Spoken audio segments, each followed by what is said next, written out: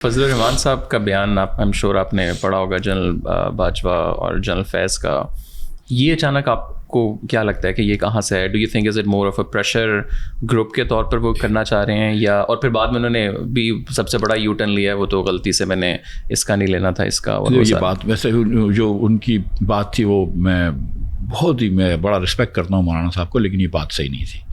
मैं उन दिनों में क्योंकि मुस्लिम लीग में था, ये बात ज़रूर हुई है कि एक दिन रात को देर से बाजवा साहब बड़े बड़े लीडरान से मिले, पीपल्स पार्टी के, और इमरान खान साहब का मैसेज लेकर आए थे कि जब इमरान खान ने ये ऑफ़र करी थी कि तुम नो कॉन्फिडेंस मोशन फाइल हो गया था, तो उसके बाद असेंबली डिज़ोल्व नहीं कर सकते थे खान साहब। उन्होंने कहा कि आप ये मोशन वापस लें, मैं असेंबली डिज़ोल्व कर देता हूँ, इलेक्शन में चले जाते हैं।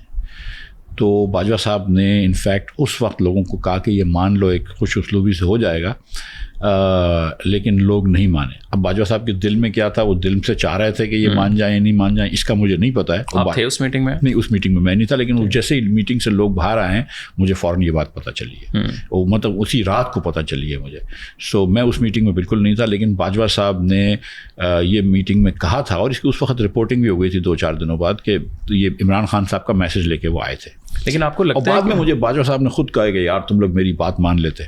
अच्छा, उन्होंने आपको खुद कहा है? हाँ, ये मुझे खुद कहा है। लेकिन आपको नहीं लगता है कि इसके पीछे जनरल बाजवा का किरदार था कि इन सारे पार्टीज़ को एक जगह पे ला के इमरान खान को निकलवाना?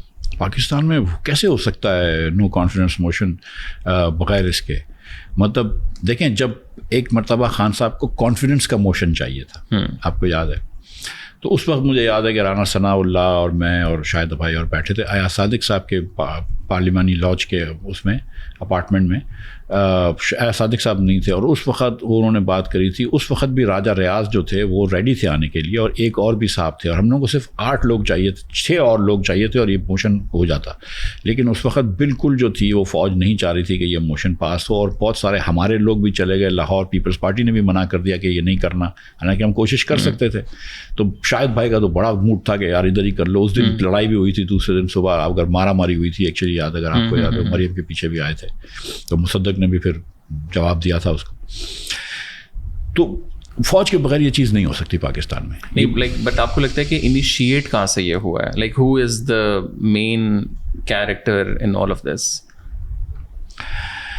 यार देखें, पीडीएम तो बहुत अरसे से चल रही थी ना, फिर उसके बाद पीपल्स पार्टी को हटवाया था पीडीएम से, जो भी गेम हुई थी, ठीक है। पीडीएम तो बहुत अरसे से चल रही थी, और ये इन लोगों का ये ख्याल था। शायद अब्बासी ने मेरे सामने एक मरतबा जनरल बाजवा को कहा था, जनरल फैज़ भी उधर मौजूद थे, ख्वाजा आसिफ भी थे, हम 6 लोग ही थे, कि आप इनके पीछे से हट जाएं, हम इनको 2 दिन में गिरा देंगे, ठीक है।